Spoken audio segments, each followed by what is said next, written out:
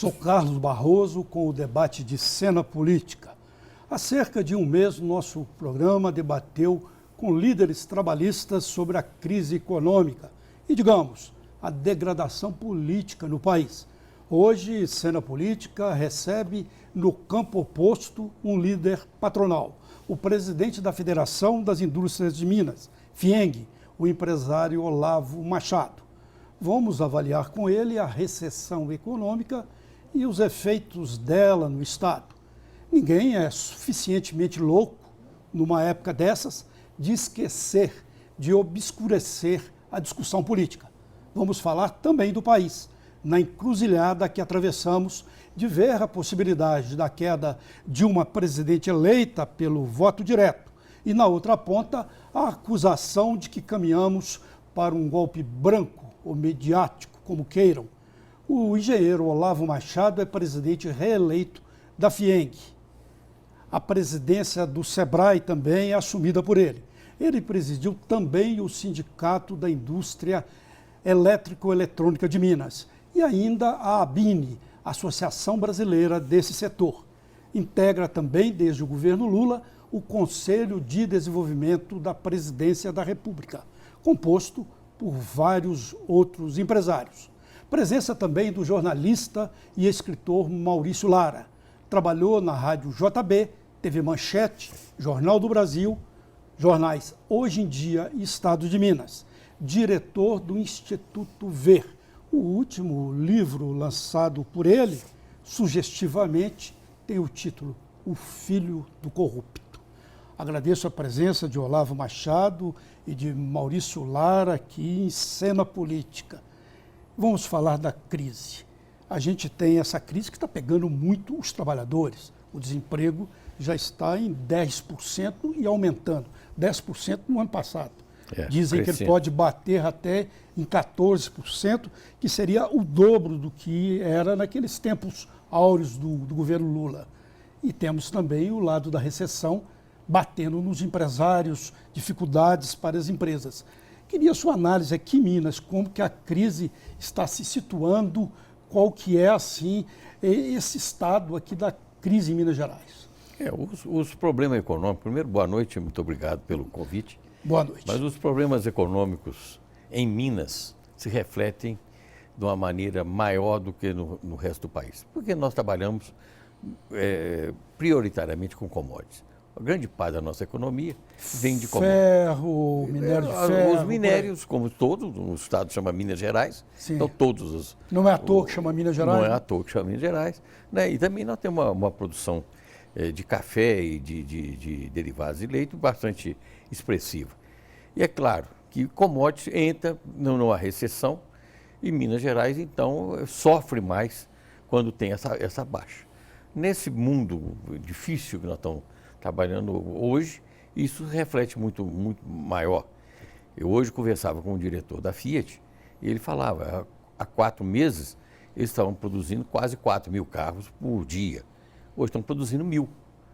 Isso significa um quarto. Impressionante. Isso significa que toda a cadeia produtiva, todas as autopeças, todos os fabricantes de equipamentos para automóvel estão tendo uma redução muito grande nas suas empresas.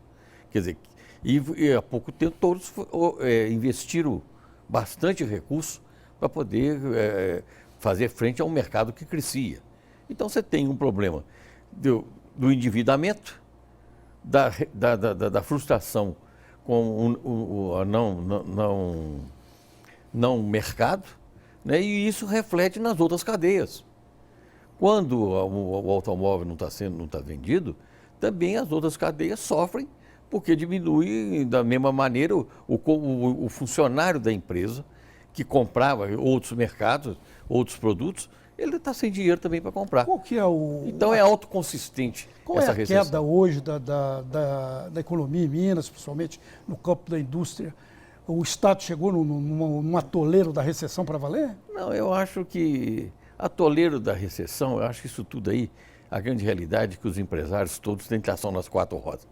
Então eles têm sempre chance, né, de modificar essas coisas e tem o que é mais importante, perseverança. Estão conseguindo acionar as 4 rodas? E disposição para isso. muitas vezes está faltando combustível. Um dos grandes problemas que nós temos é justamente o problema de disponibilidade de capital. Disponibilidade de capital de giro, eu acho que talvez seja aquilo que mais leva para um problema de mercado, porque você não consegue rodar e como você tem que disputar com países, nós estamos num mundo globalizado, o primeiro mercado globalizado é o nosso, é o seu vizinho que tem a oportunidade de comprar de outras origens. E quando isso acontece, a disputa é muito mais acirrada, nós não estamos preparados, a nossa produtividade não foi preparada para a disputa internacional e com isso mesmo nós temos uma série de outros problemas que aumentam a crise, que acaba refletindo a crise política na crise econômica. Presidente, como é que o senhor percebe o ambiente entre o meio produtivo, entre as indústrias, o meio empresarial especificamente da indústria? Como é que está o ambiente? É um ambiente de tristeza, de desânimo, ou dá para ligar a tração 4 rodas? Como é que o senhor percebe? Olha, eu acho o seguinte, o empresário industrial principalmente, ele tem a primeira característica de perseverança. Né? E isso faz com que, mesmo no cenário adverso, ele continue acreditando e se não acreditar, acaba.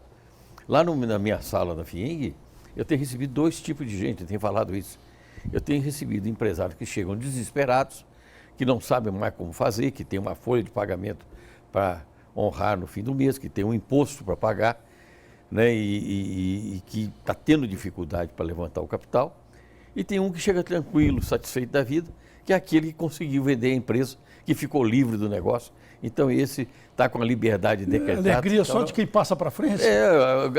Infelizmente, grande parte da alegria do empresário industrial hoje é justamente aquele que consegue vender a empresa. Mas, presidente, pensando, por exemplo, no comércio, o Bruno Fossa Cedelo costuma dizer o seguinte: enquanto uns choram, outros vendem lenço, né? Na expectativa de criatividade e alternativa.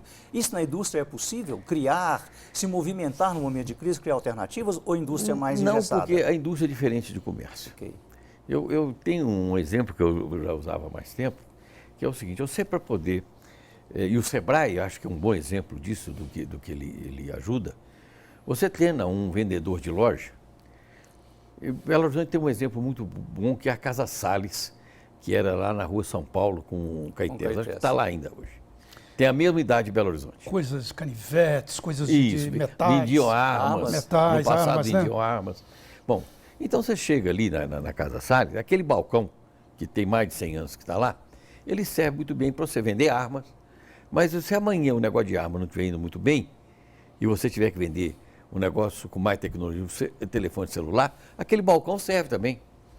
Com pouca coisa você pega aquele vendedor que você treinou, que o Sebrae ajudou a disponibilizar para o mercado uma pessoa com competência para poder vender um produto. Com pouca coisa ele sai de vender copo, para vender celular, para vender óculos, para vender camisa. Quer dizer, com pouca adaptação você tem uma pessoa preparada para a venda. Um empresário que fabrica canivete não dá para fabricar celular no dia seguinte. Agora, o empresário industrial não. Eu acho que o exemplo estava ali mesmo. Vocês lembram que no passado, na Rua dos Caetés, ali tinha muita gráfica. Se você sair ali da Casa Salles, descer a Rua dos Caetés e for numa gráfica, e se ela não tiver um equipamento de última geração, com um operador de última geração, ela está fora do mercado. Você não admite fazer o seu cartão de visita numa empresa que a impressão não tem a qualidade que nós exigimos e que temos hoje. E quem diz, para você formar um operador de máquina gráfica, gasta 2 anos. Para você formar um torneiro, você gasta 2 anos. Você vai formar um marceneiro de qualidade, você gasta 2 anos. E se você tem um marceneiro, ele não serve como torneiro. Okay. Você não muda, olha, agora eu deixei de fazer uma oficina mecânica e agora eu estou enrolando o motor. É completamente diferente a formação e você vai gastar 2 anos preparando aquela pessoa. Esse aqui é o deu 2 exemplos dos empresários que entram na sua sala, o que chora e o que está feliz porque vendeu a empresa. Mas e o terceiro, e o que compra? Tem alguém comprando a empresa? Tem, principalmente o estrangeiro. Esse que é o grande problema. Nós somos muito baratos. Falam que o Brasil virou uma bagatela, né? Está tudo muito barato. Com dólar a 4, para nós vai ser muito bom, vai exportar. Porém, no mundo globalizado, grande parte do que nós produzimos, você tem um conteúdo importado muito grande. Nós estamos vivendo um processo de desindustrialização, desnacionalização? Isso já tem. Mas a crise exacerba isso? Como é? A crise exacerba essa questão da claro, eu acho que a crise política principalmente, que tira o ânimo, que tira a visão do que vai acontecer amanhã no país, isso é o grande desestimulante que faz com que nós que estamos aí mudemos a aplicação dos nossos recursos, que já acabaram. Presidente, pois não, Carlos. Tudo bem, eu ia perguntá-lo, talvez você queira falar em cima do assunto. Eu ia perguntar, assim, nós temos aquele comercial que diz assim, vende muito porque é fresquinho ou é fresquinho porque vende muito, né? Então a pergunta é assim, o que está pesando mais nesse momento? É a crise econômica ou é a crise política? O que pesa mais no resultado final? Bom, não tenha dúvida que na economia pesa a econômica, mas a consequência da política influi de uma maneira perversa na crise econômica. Né? A instabilidade, a falta de segurança, né? A insegurança jurídica. Elas estão completamente misturadas, elas acabam se misturando. E a grande realidade é o seguinte, quem tem recurso para colocar aqui, se é uma empresa internacional, ela está confiando mais no potencial do Brasil, no mercado nosso, do que quem está aqui fazendo o dia a dia. E nós não temos uma política industrial competente que valorizasse quem trouxe o país até hoje. Os industriais que trouxeram a nossa indústria com muita competência ao ponto que ela está hoje, eles hoje são desvalorizados, certo? E são quase que expulsos daquele mercado que eles ajudaram a fazer. Então você trata de pessoas que não têm raiz. Quantas vezes nós vemos empresas importantes que são vendidas e que depois são simplesmente desativadas? Algumas até os antigos donos compram de novo e acabam fazendo um bom negócio. E teve o caso aí, parece, salvo engano, desse café, o Café Três Corações? Teve qualquer coisa assim, né? Sim. Vendeu tal. Que eram empresas importantes, que foram muito bem estruturadas pelo empresário nacional, pelo empresário mineiro, que foram vendidas para grupos internacionais e depois foram recompradas. Quer dizer, isso tudo traz uma instabilidade muito grande e muitas vezes como o empresário que já não aguenta mais, porque a grande realidade, o que aconteceu na política. O que eu tenho colocado muito na federação será que não está na hora da gente fazer uma revisão da Constituição? Porque nós estamos com uma Constituição que foi muito bem feita pelos constituintes de 88. Vocês lembram quando o Ulisses Guimarães a lançou? Ele mesmo falou, olha, nós temos que revisar isso aqui daqui a uns 5 anos. E ela teve uma revisão. Mas o Itamar governou com ela. O Fernando Henrique governou com a mesma Constituição e o Lula também, a Dilma ainda. Agora, o que aconteceu? Na época do Itamar, nós estávamos numa crise profunda. Então, ninguém estava cobrando direito na Constituição. O Fernando Henrique ainda fez algumas adaptações na Constituição e, com isso, ele deu algum benefício. A nossa Constituição tem muito benefício. Logo em seguida, vem o Lula e abriu a Constituição na página dos benefícios. Colocou tanto benefício que nós não aguentamos. Essa revisão, só para a gente encerrar esse bloco, teria de ser uma revisão constitucional na totalidade, incluindo uma reforma política, como é reivindicado por vários setores aí. Haveria maneira de, por exemplo, ter essa crise pelo menos minimizada por uma reforma que incluísse também a política? Bom, eu acho que é o seguinte, numa revisão você tem que rever tudo. Agora, o problema sério é que eu não estou acreditando muito mais em revisão, muito mais em reforma. Porque qualquer reforma que você fizer vai significar necessidade de mais recursos. Você tem que fazer uma nova Constituição onde se preserve muitos dos direitos alcançados, mas que mostre como que é o caminho econômico para poder dar os direitos. Seria via uma Constituinte? Via uma nova Constituinte.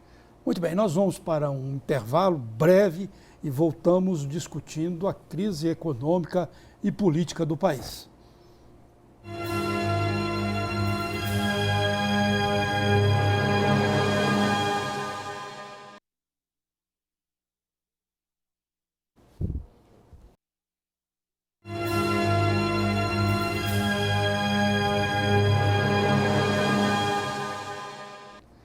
Estamos fazendo o debate de cena política com intervalos curtos, precisos, para a gente fazer um debate mais amplo sobre essa crise política e econômica do país. Eu queria lhe perguntar sobre como o empresário, no geral, em Minas, na visão do líder patronal, Olavo Machado, está vendo essa crise nesse momento de acirramento hoje no Brasil, que a gente tem várias possibilidades e um confronto até no país de grupos contra e a favor da presidente Dilma. Bom, eu acho que os meus companheiros da indústria estão todos muito indignados com o que está acontecendo no país. Eu tenho procurado colocar justamente o que é o papel de uma entidade de classe num momento como este, mas não tenha dúvida que, como cidadãos, como pessoas, estão todos horrorizados com o que está acontecendo e ninguém esperava que se chegasse num patamar como nós chegamos agora. Mas, presidente, qual seria esse papel? Como é que o senhor vê esse papel das instituições, especialmente as patronais, num momento desse? A nossa obrigação é cuidar do desenvolvimento e do crescimento da indústria. Essa é a primeira missão de uma federação de indústria.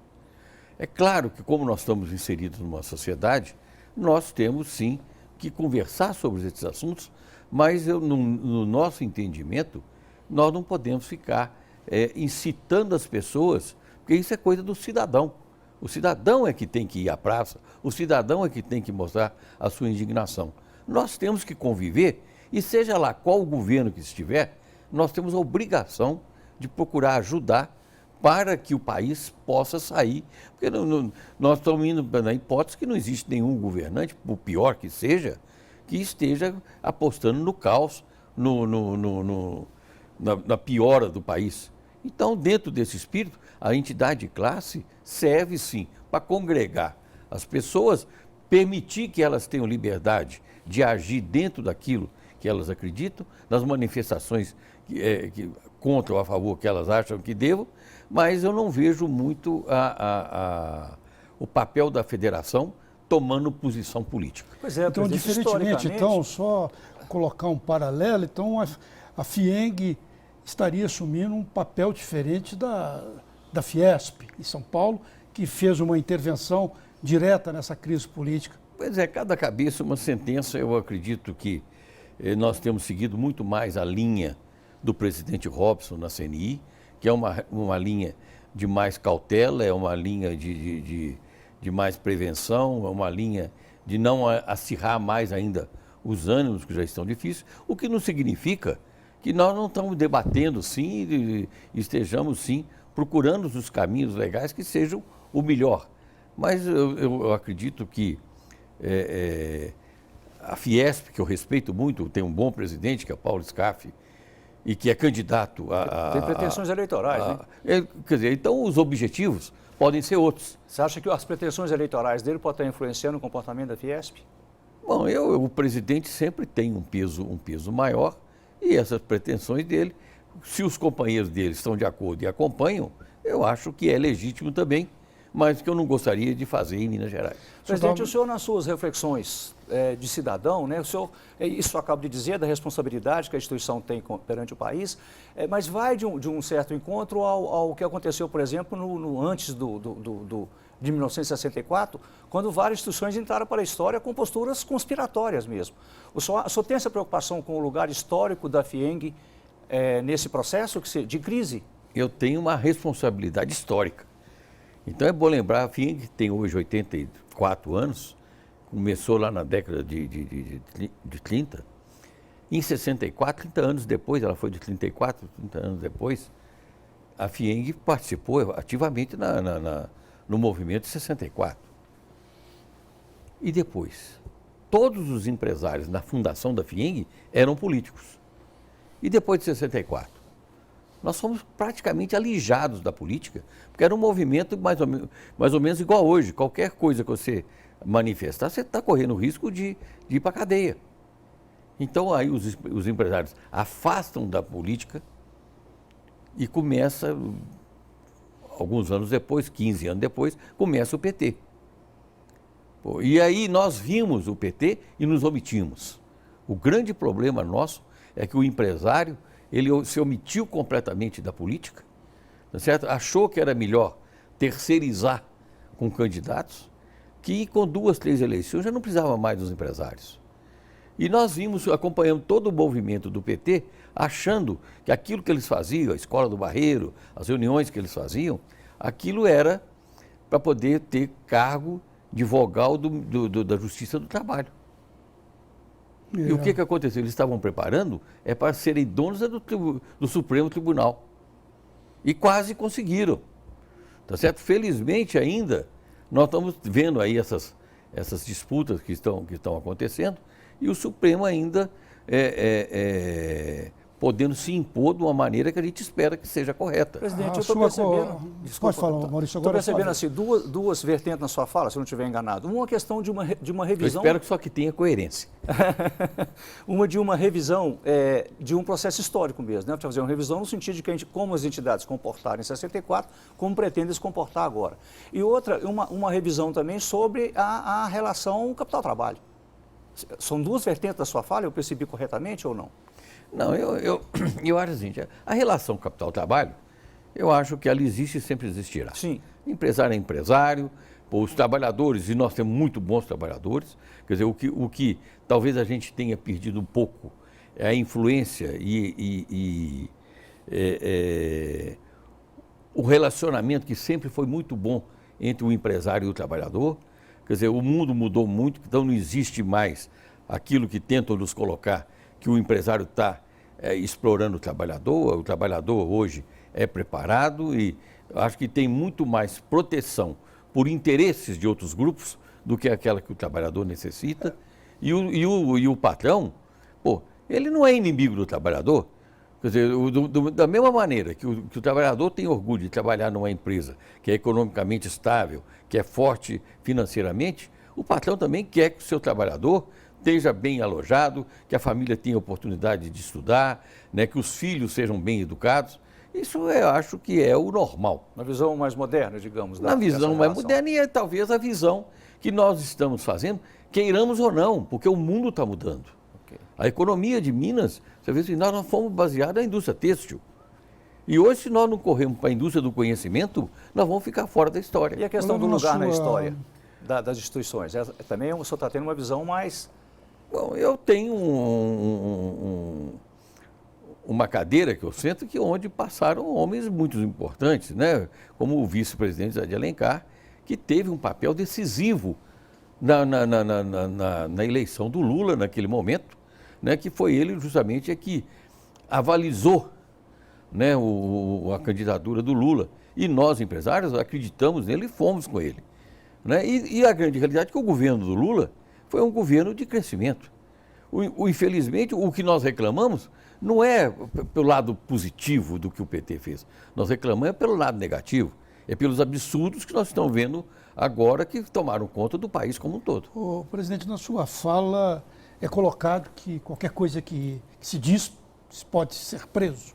Isso seria uma crítica à politização do judiciário, à quebra de preceitos constitucionais, como é alegado por vários juristas aí, em prisões tanto de políticos quanto de empresários? Olha, o quadro que nós estamos vivendo, eu acho que já era insustentável. Acabar com a corrupção tem que ser um objetivo de todo cidadão brasileiro. Quer dizer, então nós não podemos reclamar nada do que está acontecendo.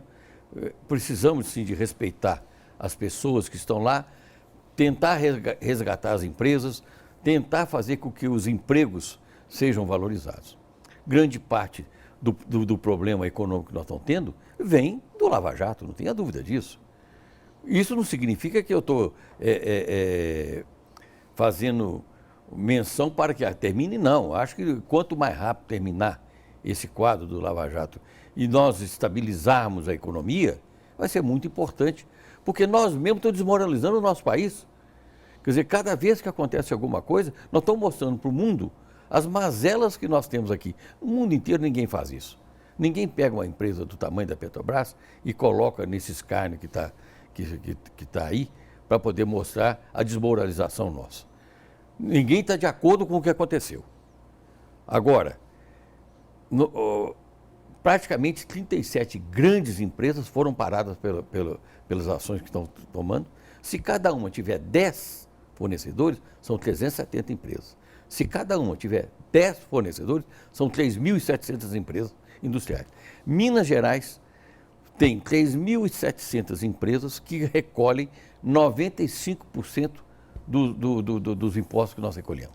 Ou seja, mais concentrado em cima das grandes empresas. Então você para as grandes empresas, você para o país.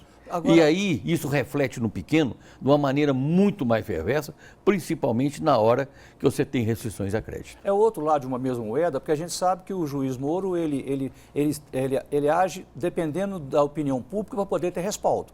Isso leva a uma certa espetacularização de toda a ação da Lava Jato.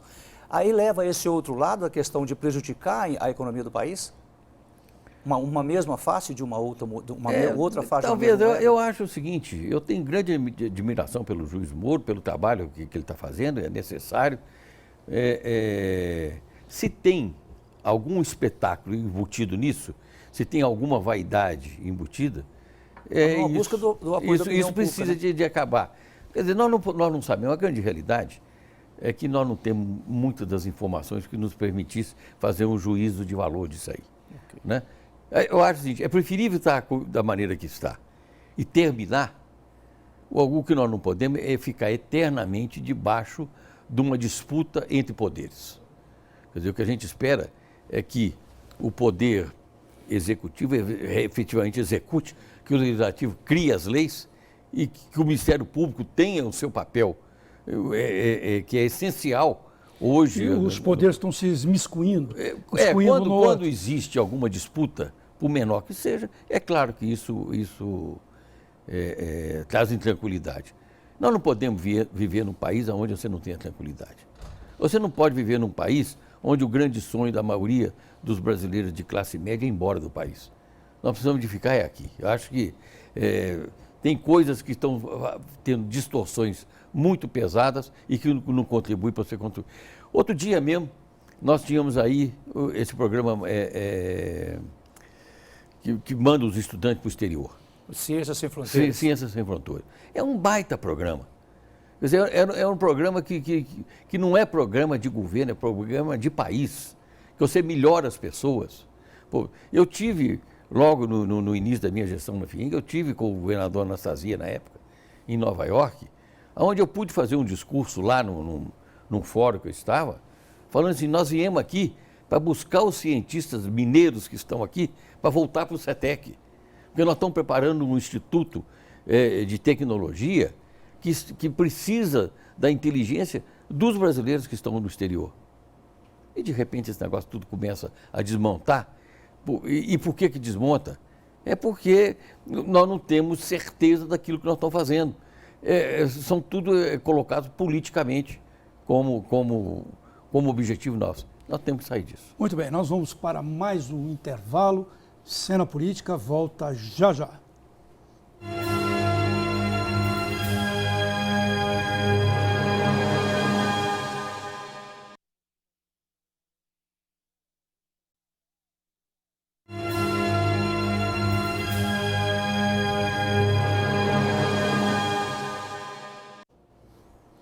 Cena Política debate a crise política e econômica em seus vários aspectos, com presença do presidente da FIENG e do SEBRAE, Olavo Machado, e do jornalista Maurício Lara, do Instituto V. Eu queria abrir agora conversando com você, Maurício.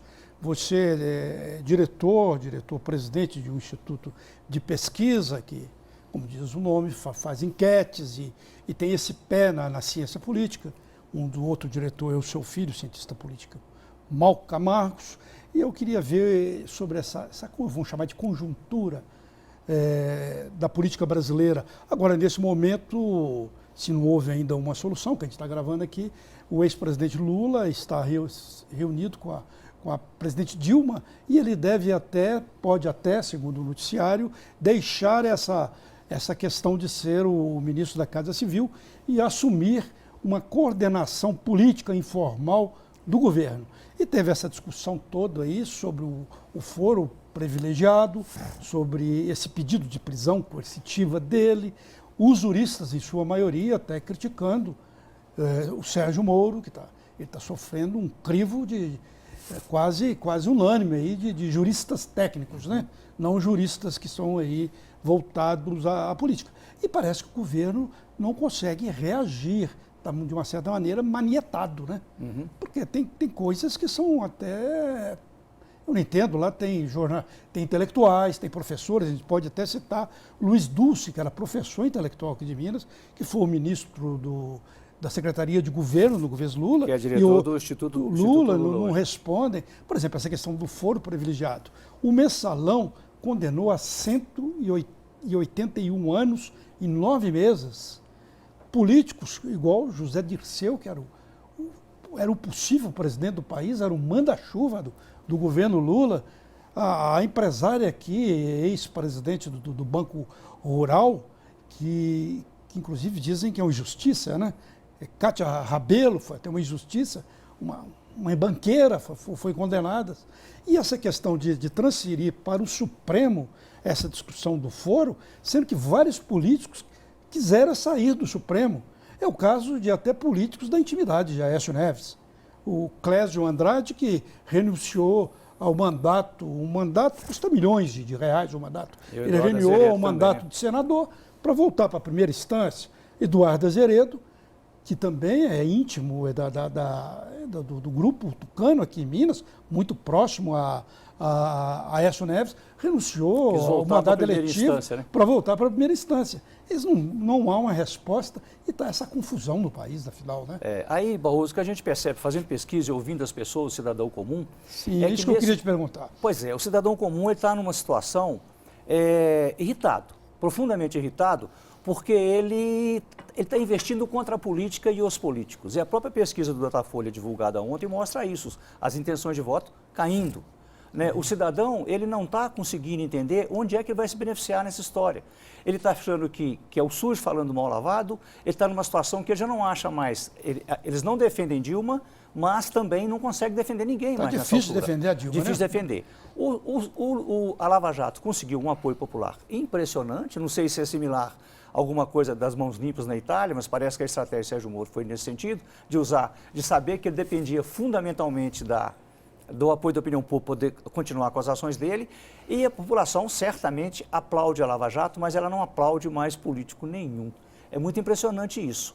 E aí, eu até queria passar para o presidente essa questão, porque o que eu percebo? O cidadão está preocupado com a inflação, com medo de perder o emprego. Já está perdendo o emprego. Está perdendo o emprego, está vendo o vizinho dele desempregado, ele está achando que a saúde não está boa. E quando ele olha para cima, ele vê um monte de políticos brigando por causa do poder. E o que ele está sentindo eles estão brigando pelo poder, ninguém está se preocupando comigo. Aí eu queria, presidente, ouvir do senhor assim, o empresário tem uma visão semelhante, a briga pelo poder está atrapalhando a economia do país e a atividade produtiva? Bom, é claro que atrapalha. Agora, eu acredito o seguinte, o problema é político. O problema político, quem resolve é político. Então, nós não precisamos de ter ilusão. Nós estávamos precisando de alguns estadistas aparecerem no país, coisa que está em falta. Mas o que nós, empresários, podemos fazer é, primeiro, voltar nesse diálogo com os nossos funcionários. Tem uma máxima que foi criada que o empregado não escuta o patrão. É uma mentira. Eu acho que nós, sim, talvez tenhamos nos afastado, mas eu acho que se nós conversássemos com os nossos funcionários, mostrássemos que nós temos caminhos que devem ser seguidos e tivéssemos uma preocupação que tinha que começar agora, de eleger o melhor prefeito para cada cidade. Elegemos os melhores vereadores e não aqueles que não têm nada para oferecer a não ser a conversa. Nós poderíamos estar fazendo um país, um estado melhor. Minas Gerais me falaram... Já projetando nessa eleição, né? Tem que ser agora, porque se nós não elegemos os melhores agora, nós não vamos ter em 1918 os melhores também eleitos. Então, é o seguinte, no nosso interesse, nós precisamos de fazer um trabalho grande de valorização da classe política. Tenho falado isso há muito tempo. Não vai ser sem políticos que nós vamos vencer, mas nós precisamos de ter políticos cada vez mais comprometidos políticos que tenham efetivamente o desejo de nos ajudar a construir um país melhor. Mas, presidente, como separar o joio do trigo? Porque no discurso todos vão vir dizendo isso. Não, todos os com candidatos compromisso. vão vir dizendo isso. Eu tive outro dia em Maringá, onde eu me encantei. E lá foi feito como? Maringá é a terra do Moro, hein? É a terra do Moro. O que mostra que lá as coisas boas acontecem também. Porque eles têm uma preocupação muito grande com a educação, é os empresários e as pessoas. Quer dizer, e todos se envolvem para fazer cada vez uma cidade melhor. Por lá, eles elegeram 4 ou 5 deputados federais, ou o mesmo tanto de estaduais, todos trabalham em conjunto para a cidade. Aqui não, aqui nós temos oposição. Quer dizer, se eu sou da oposição, eu não vou fazer nada para melhorar a minha cidade, porque o meu compromisso é com o poder, o meu compromisso não é com o cidadão. Então, olha, nós precisamos aqui de melhorar isso, de efetivamente termos compromisso dos candidatos e os melhores candidatos valorizados. Uma vez eu tive com um político nosso aqui, que me falou, olha, para mim ganhar na minha cidade, eu tive que apoiar o pior candidato. Quer dizer, que compromisso é esse? O pior candidato é o que me serve? Não, eu preciso de ter, não é o poder, eu preciso de ter o compromisso com a nação, o compromisso com a cidade. E aqui em Minas, nós precisamos também de valorizar as coisas de Minas mais. Nós precisamos de estar empenhados nas coisas que aqui acontecem. Você vê esse problema da Samarco? A Samarco precisa de voltar a trabalhar o mais urgente possível. Você vê o Mariana, o prefeito de lá já não sabe como faz mais, porque não, acabou a receita.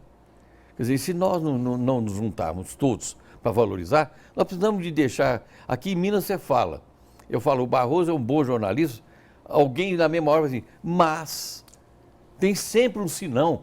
Nós precisamos de acabar com o senão e falar, é dos melhores que tem no país, nós precisamos de valorizá-lo, né? Precisamos que a imprensa nacional queira vir escutar. Quem nós estamos sendo escutados? Eu agradeço, mesmo sendo uma metáfora, mas falando... Não é metáfora, não é verdade.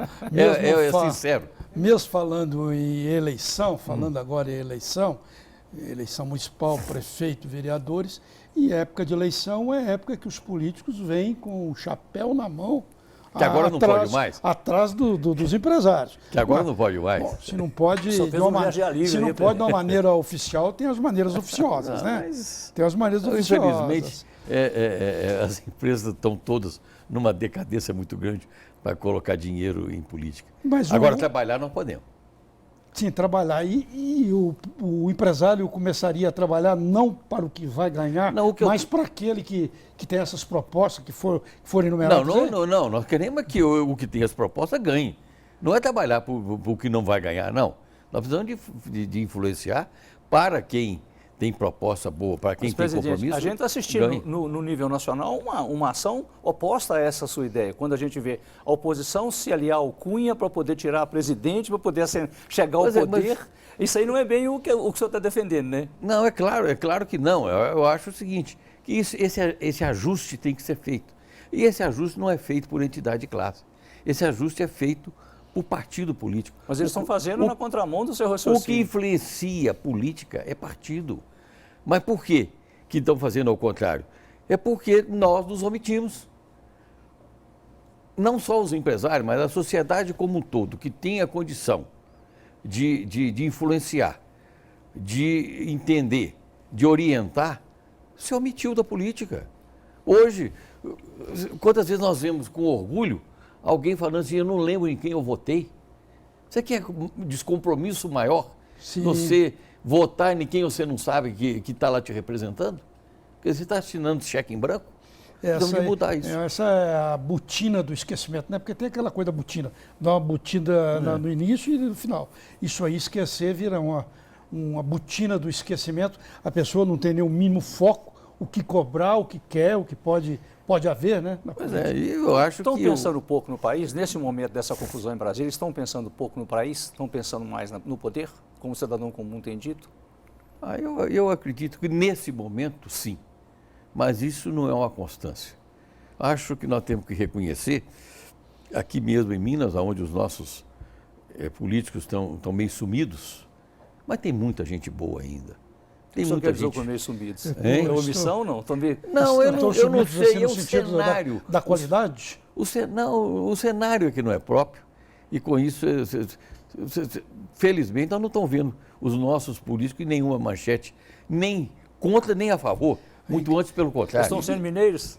Estão sendo mais mineiros do que precisa. Mas o que nós temos que registrar, que nós temos muito bons políticos ainda. Nós não estamos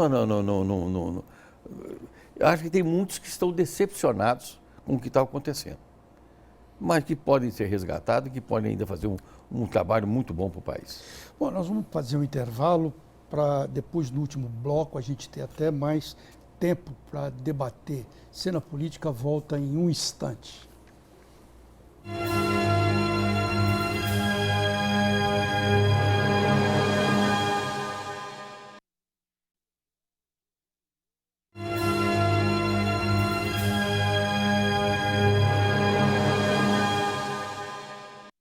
Segue Cena Política neste último bloco, debatendo a crise econômica e política que graça pelo país, né? De uma certa maneira é uma crise interminável.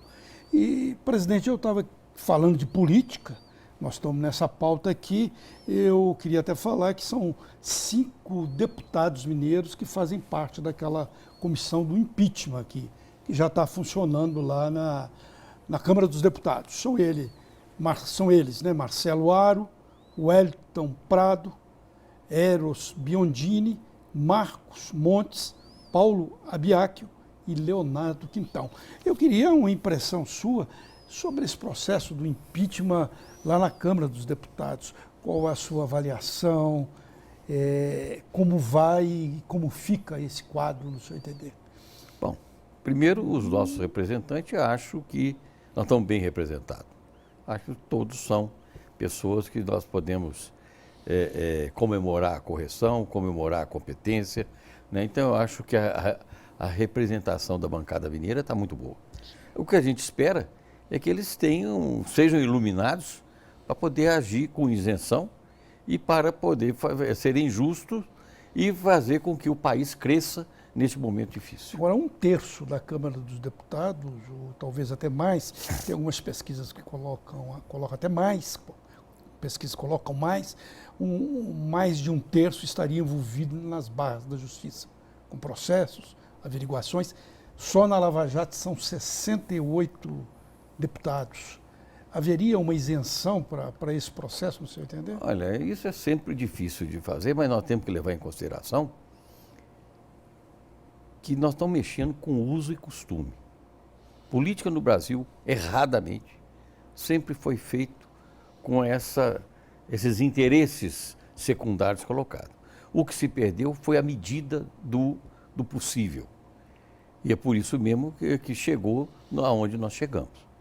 E não tenha dúvida que, como o juiz tem que basear na lei e no passado, o envolvimento de muita gente boa existe aí, e com isso nós corremos um risco muito grande de trazer, em vez de um benefício, trazer um custo muito exagerado daquilo que é necessário, que é acabar com a corrupção.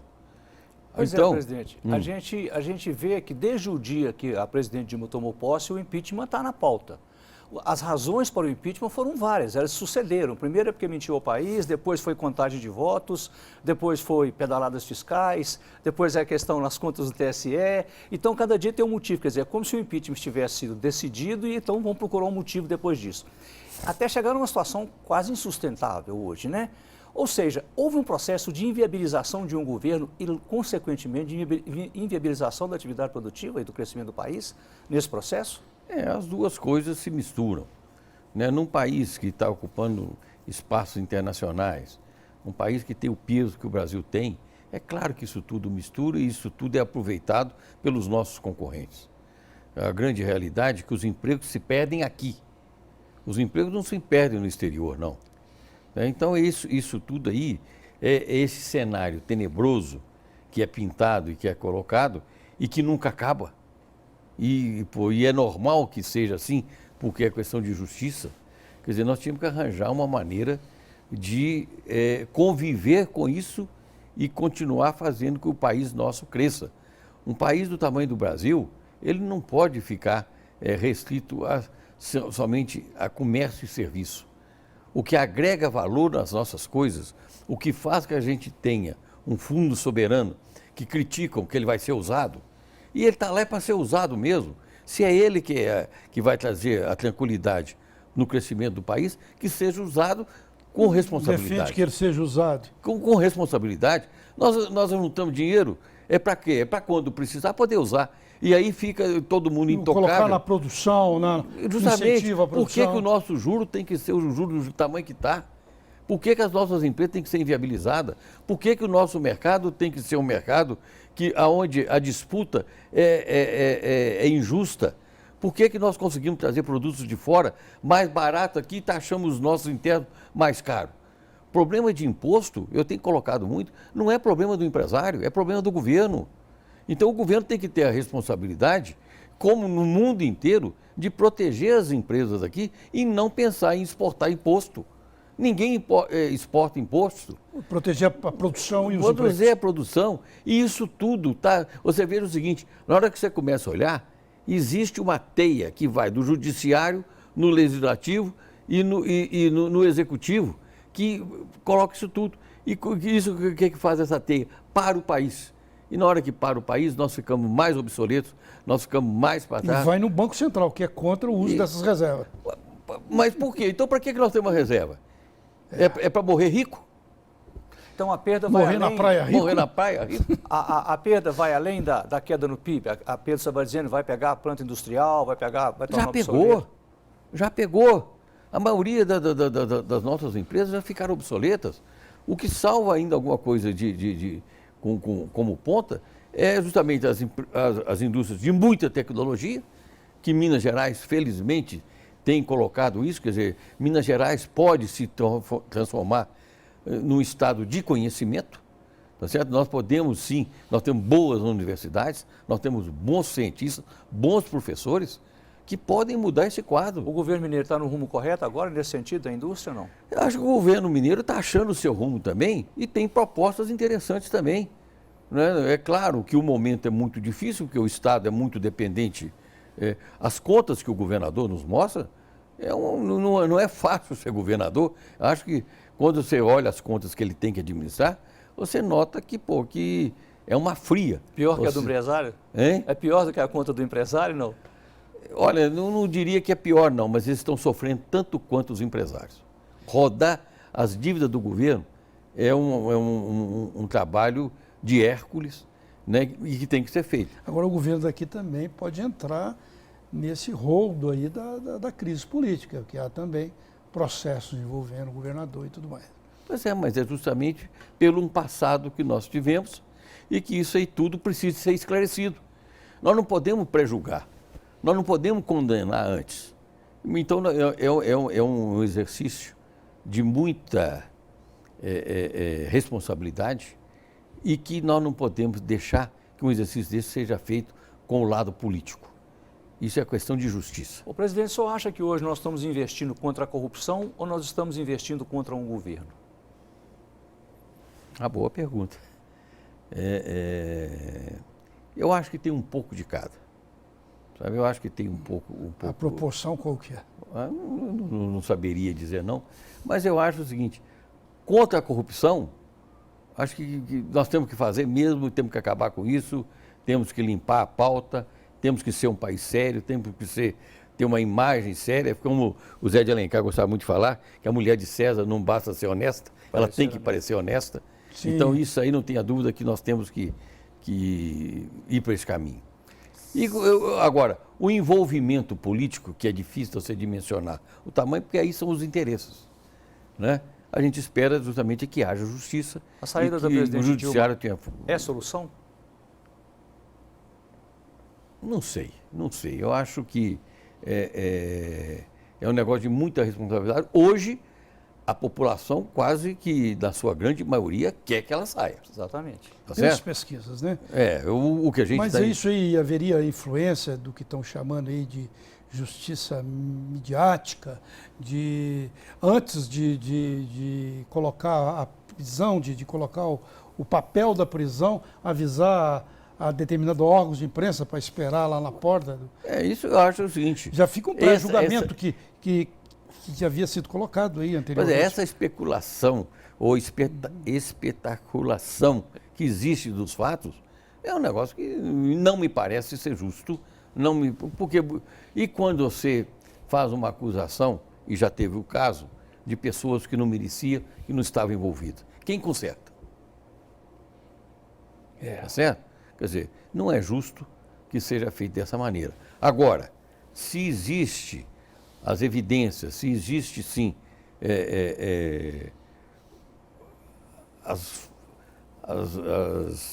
a conduta não adequada, eu acho que isso tem que ser acertado dentro da medida que não apare o país também. Porque ninguém nega, né? Todo mundo sabe disso, ninguém pode tapar esse sol com a peneira de que o governo da presidente Dilma errou, mas errou demasiadamente. Infelizmente para nós. Agora, o que se discute é será que se um governo que erra tem de sair, ou você tem de esperar o voto para tirar esse governo.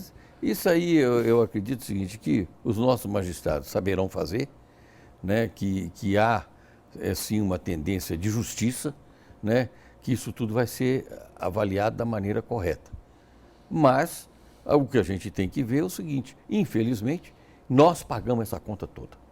Nós pagamos para eleger, nós pagamos para tirar, nós pagamos para o país ir para esse buraco todo e nós não podemos errar tanto feito estão errando no Brasil. Presidente, o senhor diria hoje que é um homem otimista com o cenário próximo aí do país, diante dessa confusão toda? Se eu não fosse otimista, eu já estava longe da FIENG há muito tempo.